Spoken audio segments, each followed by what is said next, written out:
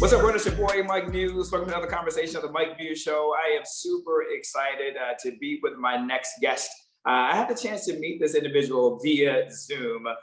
We have a mutual friend in common, Richard Whites and Demi Whites, and he came onto their quarantunes. And I had the chance to meet him then. Richard and Demi are dear friends of mine. And so I am so excited to have the chance to talk with him. I have lots of questions for this brother for the way that last show woke ended in the last season. And season 2 is coming up, I'm hearing. It's coming up April the 8th.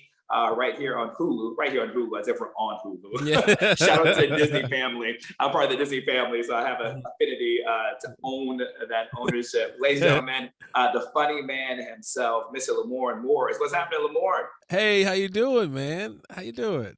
Brother, it's so good to see you. So good to see you moving about the cabin freely now. I know you were in lockdown and quarantine, working on your beef brisket and having an obsession with wine. Yeah, I'm one of the greatest of all time now, not just making brisket, but also at drinking wine.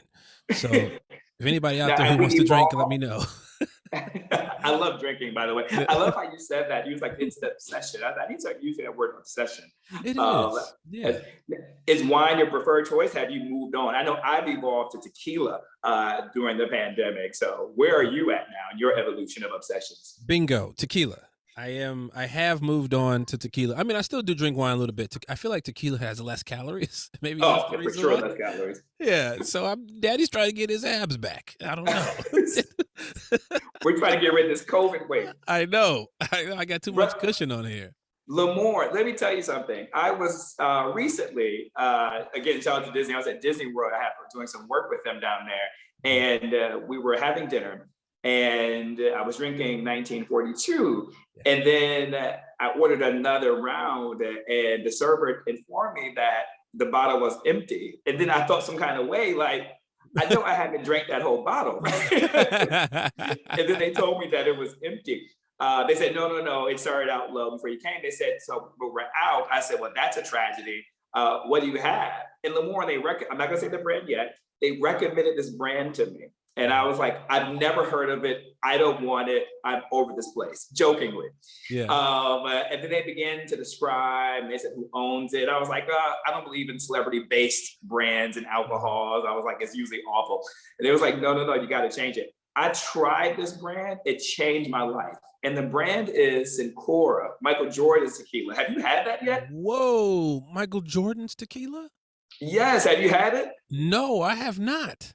Brother, after this interview is over, run to your local wherever and find Sincora, Cincoro. This is not a plug or advertising for him. I simply cannot get enough of that. It is legit the best tequila I've had. It trumps 1942.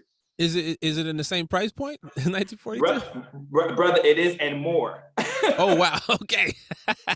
get into this. Look at this more. I tried at the next bar I went to on Disney property. Sidebar: Disney has some rich ass properties in terms of their bar. Very high end, to be family friendly. But I had this. They have the Reposado, and then they have the Blanco, and then they have Anejo, and then they have the extra Anejo Lamorne. Yeah. Do you know how much the extra Anejo cost? And we're getting to woke. Don't worry, we're not going to talk about you. No, I'm interested. How much? Brother, $150 an ounce. Jordan for the win. Game 6, baby. Yeah. He hit you with that game 6 ounce. An ounce is almost as much as his shoes. That is crazy. That is crazy to me. I said, well, I'll definitely just take, how much is a half an ounce? Yeah, exactly. Oh my goodness. It's a bad. Oh my god. Let me ask you a question. Did you have any time to go on any rides during in between all this drinking?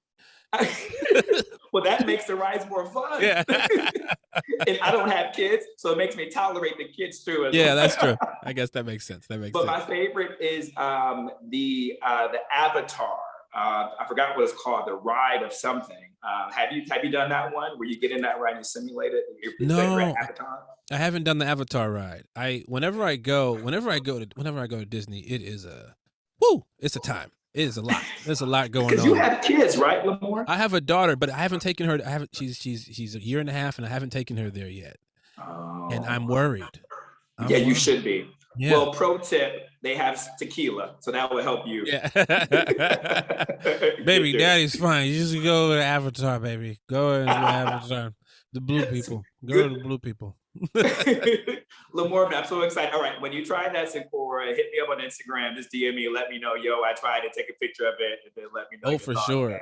Oh, for sure. But obviously, like, I'm just so excited to be talking with you because Lamorne satire is my favorite form of comedy. Mm-hmm. I believe that when satire is done right, it can really moderate social discourse in a really well way. Because I believe sometimes laughter can be medicine, laughter can be healing, and laughter can bring people together who may have opposing views. And so it softens the conversation. And so the show you created, Woke, to me, did that in a very comedic, satirical way, where it didn't make too much levity on substantive topics, but it still offered enough levity so that I could still be entertained while watching it. So it gave me a sense of escapism. Was that the goal of Woke when you created it? Yeah, absolutely. You know, the show isn't just a political show. It's not it takes on some of those legs, you know, especially during the times that we're in, but it's a show at its core about a person who's kind of lost and trying to find his way in the world and trying to shed light on how, you know, Black is not a monolith. You know what I mean? They're Black nerds, right? And the show is like, oh, I want to showcase this Black nerd. This is based on a real guy. It's based on a guy named Keith Knight. So at its core, it's about, hey, which path does this guy take? And it won't necessarily be the right path. And that's the everyday walk of human beings, of everyday life, everyday Americans here, when we struggle to figure out who we want to vote for. We struggle with what's going on in our neighborhoods. We don't know because our neighbors across the street might shame us for feeling this way. You know, we might be who's to say if we're right, who's to say if we're wrong. You know, it's opening the door to all of those things that we all should talk about. And at the core, when you get rid of all the politics and when you get rid of all of the decision making on certain topics, we're all exactly the same. We all have the same wants, the same needs, same desires. And the show is just trying to talk about it in a humorous light while taking the lens of this one individual who's walking this path. And again, it's based on a real guy. So a lot of the stuff that's on the show happened, you know, a lot of those inner monologues that he's having with himself actually happened. I want to, before I go there, because I didn't know that it was based on a real person, but I want to lean into something that you said, and I wasn't thinking about it, but it was coming to mind as we were talking. You know, you set it up perfectly in talking about Blacks are not a monolith. I push back a lot on media, even on the platforms that I'm on, is that they only show Black men in particular in this very binary choice where we're either athletes, or we're either like a former athlete on television, or in the athletic realm, or some form of like a rapper, right? And so those are the two dominant narratives we see on media. And I've always talked about how we don't see enough range of characters or other types of Black men. And so for you just to say right now, Black nerd, that hit me. And that struck me because I'm an engineer by degree and I did nucleochemical research back in my undergrad days. And so I've always advocated for this narrative of Black is smart and Black is cool. And I actually believe that you showcasing Black nerds, I didn't think about it. I was so interested in looking at some of the other subtext of it all. But now that is almost a revolutionary act unto itself to position Black nerds in that space. Oh yeah, absolutely. That was one of the issues that Keith Knight had when he was walking this path as a cartoonist. You know, some people didn't know he was Black. They would see his work, and then when they would meet him in person at a convention or something, they would go, "Oh, you're Keith Knight?" Like, and we play with that a little bit in the first season, and he's like, "Why is that? Why is that the case?" Oh, because they don't expect a cartoonist to be Black. They don't think that this is something that we do. They don't think that this is a medium that we participate in. When it's like, oh, we do everything. It's just that when you watch TV, it might not showcase it all. But we're just like everybody else. You know, we're engineers. We're Sure, we might be criminals too, but we're also lawyers. We're also police officers, athletes. We do everything.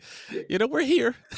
So, But I'm so glad you said that, because so do other ethnic groups and demographics. So do other white yeah, men. You know, white men yes, are also doctors, lawyers, and businessmen, but also white men are criminals. You know what I yes, mean? As well, white men are serial killers. White yeah, men commit white collar crimes, right? yeah, And what's interesting is they're allowed to have that range on television.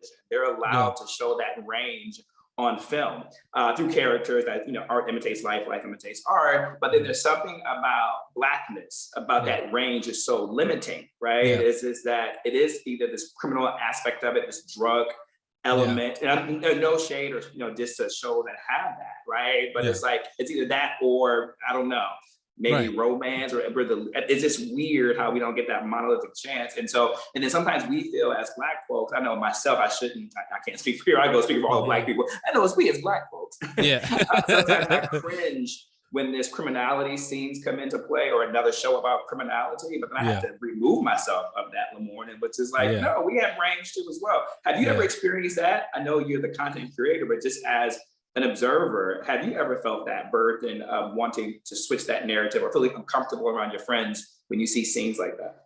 You know, sometimes, not all the time, because it depends on if that's all we're consuming. You know what I mean? You know, and that's why I like a show like Woke. There's a show called Grand Crew that I love.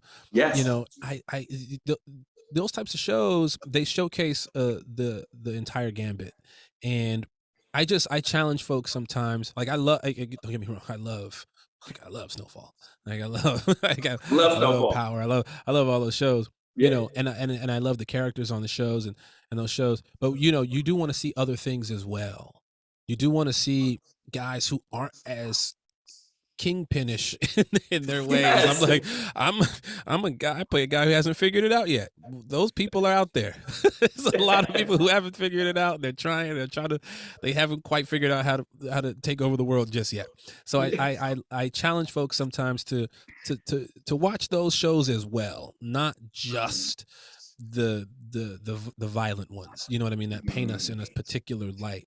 Um, because again, at the end of the day, though, it is still a full spectrum, and I think those shows are necessary.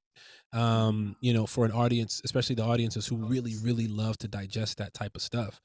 Yeah, But you know, you have to round it out, because you do. sometimes when you're not in that culture and that's all you observe on TV, people think that that's what it is to be black. You know what I mean? I can't tell you how many times I was out with someone once, a white woman, and she said to me, she said, "I'm blacker than you." And I was like, Whoa. "Yeah," she said, "I'm blacker than you." And it was based on the conversation we were having, and this is, I could not make this up. I could not make this up. She had tattoos and was wearing Jordans, and she said that was one of the reasons out the gate that she could tell that she was blacker than me. Whoa. And I was just like, Wow. "Oh damn, you be watching TV." I Whoa. mean, like, Wow. Yes. "Oh, you be Yeah. The watching disrespect, movies." bro. It's The like, "Oh." disrespect. Yeah. Yeah. Yeah. Which is important to have shows and people, are content creators like you out there, to check that narrative that that's not okay to make statements like that. Yeah. I Yeah. had an individual, and I'm not afraid to say his name. I Mhm, dragged him at every turn, and because this is the Mike Muse show, I can do mhm. this. Yeah. That white comedian, Michael Rapaport, Oh, wow. he came on. He came on Sway in the Morning. I'm co-hosting there. I know you just came from there. He came Mhm. on Sway in the Morning and looked me in the face on air, Lamorne. You ready for this? Yeah. And told me, Mhm. he has done more for Black people than I ever could, Oh my because gosh. he has appeared in Black dominated narratives of film, and Oh. he knows hip hop. The Oh. moment I laid into him with such intellect and calm emotional resolve, and then I just ignored him. And then I went direct to Cam Lamorne, and I talked about to Black audiences who was listening, who happened to be Black, like, never allow anyone to let you know that they can take away your Blackness, or somehow they're more qualified than you. And I told Lamorne, just by us waking up in the morning Yeah. qualifies us as Black and Blackness, and Yeah. no one could be more Blacker than us or know our culture, because we wake up Black. But it is because Black people, Lamorne, have allowed Michael Rapaport onto their platforms and given him that proximity to feel like proximity is authority. And so I actually blame us for Michael Rapaport's rise. That, you know, I drag him every time I get Lamorne. So. I gotta go watch this now. I gotta go watch this because it doesn't shock me that that's something that he would have said. It doesn't shock when you said when you said his name. I immediately went, "Oh yes, of course, yes, of course." That's it. But I'm not checking every Black, every Black host who has a platform on TV or radio for allowing him to even come and sit in their space. But let's move on from that. I don't want to drag you into my discourse with that inhumane individual. So tell us who you hate. Michael Rapaport. Who else? Let's go down this list. That's it. Okay. That's it. Lamorne, I believe in activism. You have to be very strategic, and I believe you have to be very focused and keep it simple and approach it from a micro level. And then so for me, I'm just zooming in on him. You know what I mean? You. Mr. To get everyone to wake up and stop booking this brother for their platforms. Let the mainstream media book them, right? But not when we are part of the mainstream media and we have the ability to do it. But I think that is what platforms and shows like woke are agitating that discourse to show individuals like Keith, who comes from that cartoonist, right? To show really, because that's his IP. Intellectual property is social justice. So where are we going next? Because we ended the series with your character coming out of jail, and being what we think in the background was being celebrated. I think it was up for interpretation from the audience. And so, like, what direction are you going now for season 2? Because there's lots of things to discuss. There's lots of Black nerdisms, that is out there. So talk to me a little bit how you feeling right now. It's a little bit of what happened when the protests started happening, and we're going through elections and we're going through civil unrest and the pandemic, and then what came from it were a lot of and I think Kendrick Lamar said in one of his songs, overnight activist. So a lot of folks started speaking out, and some to to truth, and then some to just for notoriety. And what happens with our character is that he does have a calling. Something happened to him where he felt moved, and the spirit moved him to really speak up and to really do something, and he didn't know which way to go. So he becomes this overnight activist, and what happens is, what happens when you finally have the spotlight? What happens when you finally got those microphones in your face and the cameras in your face, and you've been trying to tell people your story, and you've got these voices in your head? What are you going to do now? Because, the marker asked the question at the end, like, what are we going to do next? And then season 2, we see what he's going to do. He's going to take this platform to new levels. But the question that he has to ask himself is, can he handle all of it? Because he has this one thing that he was hemmed up by the police. But when you're an activist, there are a lot of problems and a lot of issues that people are going through, and you have all these followers and you have all these faithful folks behind you. Are you going to keep talking about that time you got beat up by the police, or are you going to address other things? And that's the question. People are holding him accountable for his platform. What are you going to do? The point, but that's interesting that I was talking about my activism against Michael Rapaport. And full disclosure, I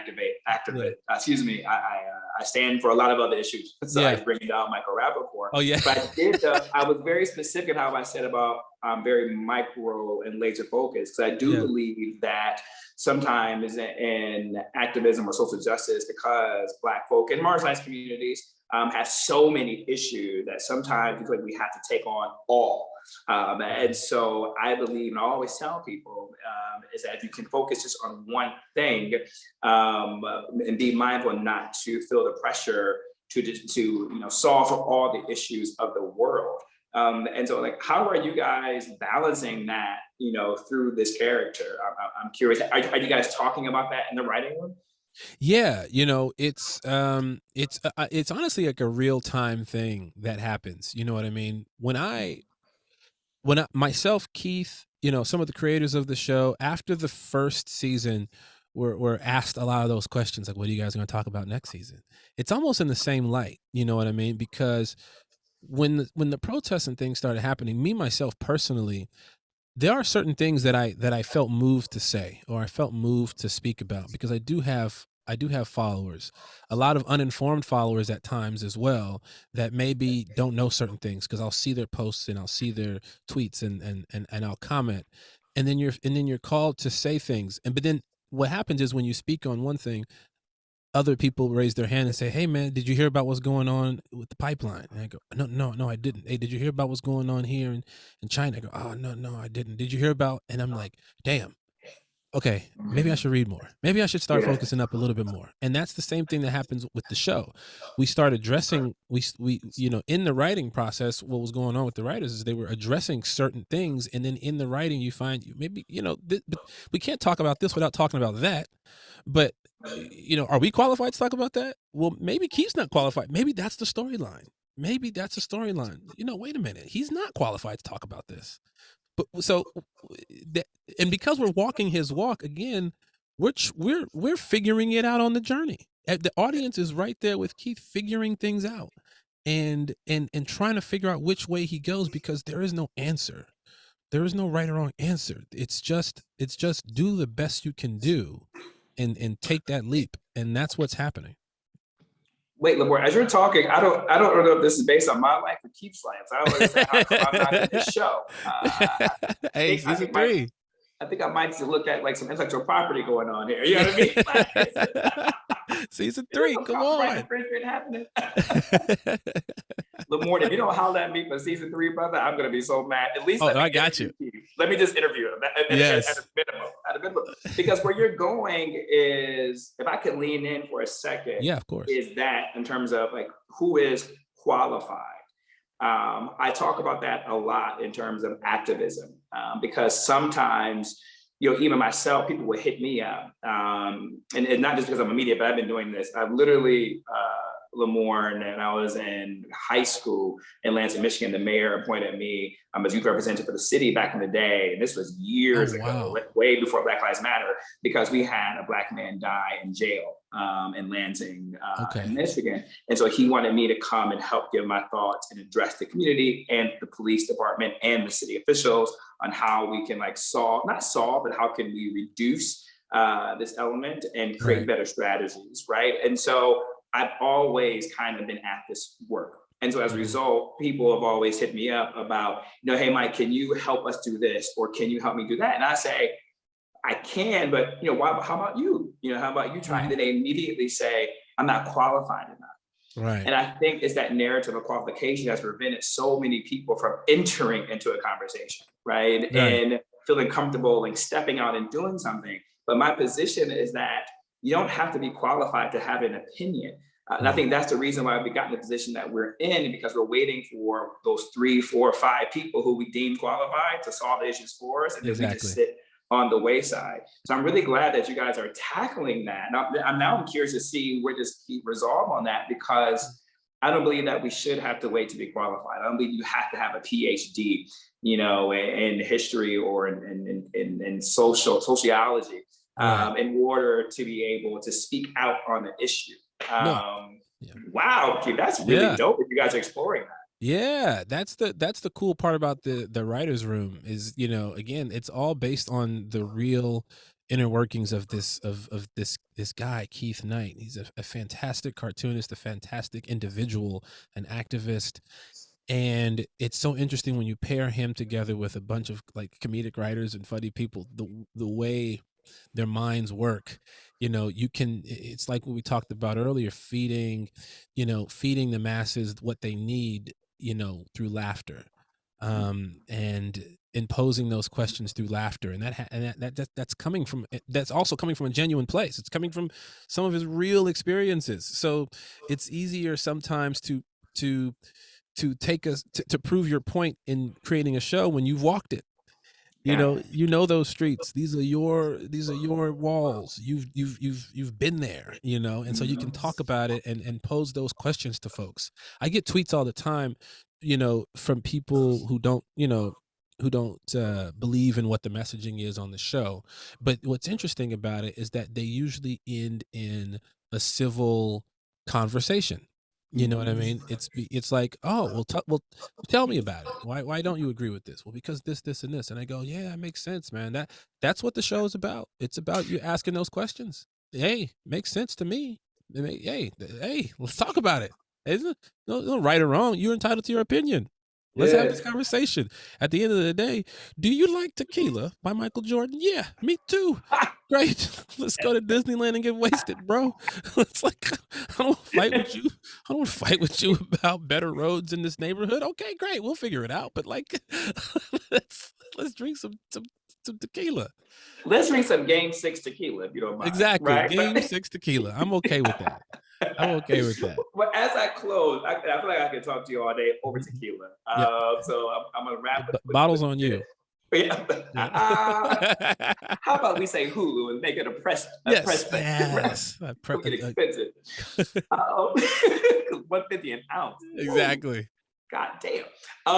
So I'm curious, and you don't have to spoil alert, but I'm just curious. Maybe I should ask this. And that way you won't let me know if it's on the show or not. And because audience in the writing room, things get cut all the time before it even gets recorded or taped. In the writing room, have you guys explored the conversation about celebrity activists? Yes, we definitely have. And we have some references in the show that I want to say. I just want to say now, I'm not going to say those people, but when you watch the show, I had nothing to do with those references. I just want you to know that was all Hulu. Sue Hulu for defamation, please. Hulu did it, guys, not me. They have a higher insurance policy. They can take the lawsuits. I cannot. Lamorne, why have we not been friends this whole time, and how come I have not been cast in this show this whole time? Yes, season 3, and we have to have another conversation over tequila, a more candid conversation about this stuff. You know what I mean? No, I'm dead ass. That's legit. And I want to be very clear. My audience knows this, Lamorne. I don't make friends with my guests, right? Just because that's not I'm not here for that. That's not my job. Yeah.